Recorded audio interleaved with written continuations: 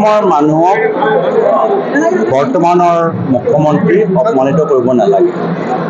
অসমৰ মানুহ চব কথা জানে, ইতিহাস মনত ৰাখে, স্মৃতি শক্তি আছে আৰু সেইকাৰণে অপপ্ৰচাৰ কৰা এই ৰাজনীতিটো বন্ধ কৰক।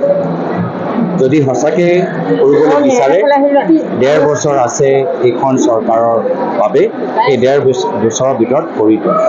বাস্তৱভাৱে তেওঁলোকে কৰাৰ ইচ্ছা নাই, সেইকাৰণে দায়িত্ব লোৱাতকৈ আজি তেওঁলোকে নিজৰ গাফিলতি, তাৰ ব্লেমটো, তাৰ দোষটো আমাক দিবলৈ বিচাৰে।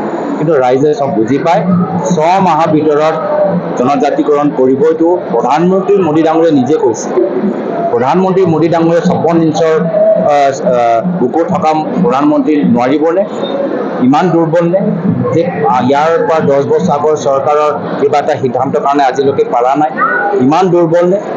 সেইকাৰণে এই ধৰণৰ কথাৰ ওপৰত অসমৰ জনসাধাৰণ আৰু বিশ্বাস নকৰে। অসমৰ ৰাইজে গম পাই গৈছে, নিজৰ চকী বচাবলৈ মুখ্যমন্ত্ৰী যিকোনো পৰ্যায়লৈকে যাব পাৰে। নিজৰ ব্যৰ্থতা থাকিবলৈ কংগ্ৰেছে গোট খালিছে নেকি? কালি গংগগৈ নামো লৈছে তেওঁ। মই সেইটোৱে কৈছোঁ ১.৫ বছৰ আছে, অপপ্ৰচাৰ আৰু মিছা ৰাজনীতি কৰা বাদ দিয়ক। আৰু বৰ্তমান আজি আমাৰ এই যে ট্ৰেডিং স্কেম হৈছে, এই ট্ৰেডিং স্কেমৰ লগত কোন কোন ৰাজনৈতিক নেতাসকলৰ সম্পৰ্ক আছে, কোন কোন বিজেপি দলৰ সম্পৰ্ক আছে, তাৰ ওপৰত এটা CBI ইনকুৱাৰী দিয়ক। অসম আৰক্ষীৰ ওপৰত বিশ্বাস নাই, গতিকে ইয়াত ৰ'জ ভেলী হৈ গ'ল, অসমৰ ভিতৰত সাৰদা স্কেম হৈ গ'ল। তথাপিও এনেকুৱা দুটা ডাঙৰ স্কেম পিছত তৃতীয় এনেকুৱা স্কেম কেনেকৈ হৈ গ'ল, য'ত সাধাৰণ মানুহৰ কোটি কোটি টকা আজি কিছুমান ব্যক্তিয়ে লুণ্ঠন কৰিলে।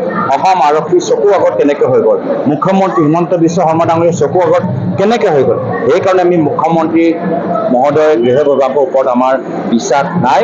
ট্ৰেডিং স্কেমৰ পৰা নিজৰ চৰকাৰৰ ব্যৰ্থতা লুকাবলৈ কাৰণে আজি তেওঁ আগৰ কথাবোৰ কৈ আছে। তেওঁৰ আৰক্ষীসকলৰ তদন্তৰ ওপৰত জনসাধাৰণৰ বিশ্বাস নাই। CBI তদন্তৰ দাবী আমি জনাইছোঁ।